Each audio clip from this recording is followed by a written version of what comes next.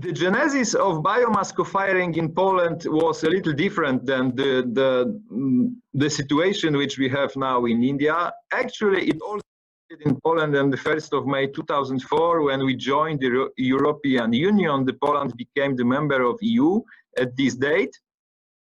So this day was actually like the pulling the trigger for the co-combustion of biomass, and before that day, no biomass co-firing on regular basis was performed. So no power plants in Poland was co-firing the biomass. Only some trial tests have been carried out just to check the technical viability of the process, but they were not doing that on a regular basis. Then the situation changed a little before 2004 when biomass co-firing was announced in Polish legal act as a possible way of renewable energy generation. So it has been announced a little before Poland joined the EU, but it was the time when the possibility of co-firing was legally accepted. Before that day, nobody was even considering the co-combustion of biomass.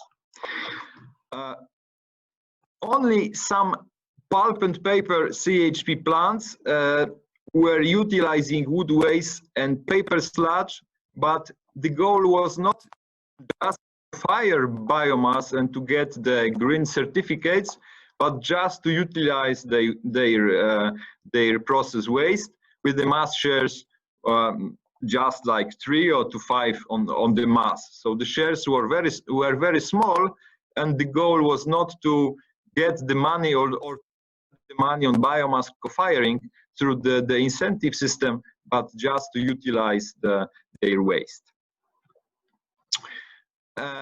So as I said, Poland's presence in EU brought new obligations on renewable energy sources, and it all started in 2004, and the obligation was rising, and in 2010 to around 7.5%, and later on it was increased to something like now we have like 20% in 2021. So the goal is quite ambitious, but that's the whole for the EU.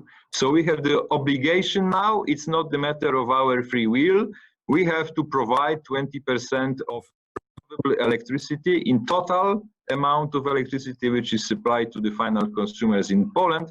And one of the ways to fulfill that is to combust or to co-fire the biomass.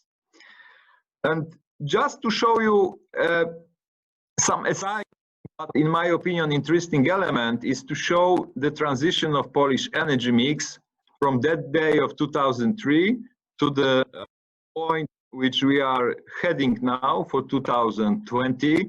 Coal and lignite was providing 93% of the electricity production in 2003. Renewables, including the hydro, was 1%, and the gas energy was 1%.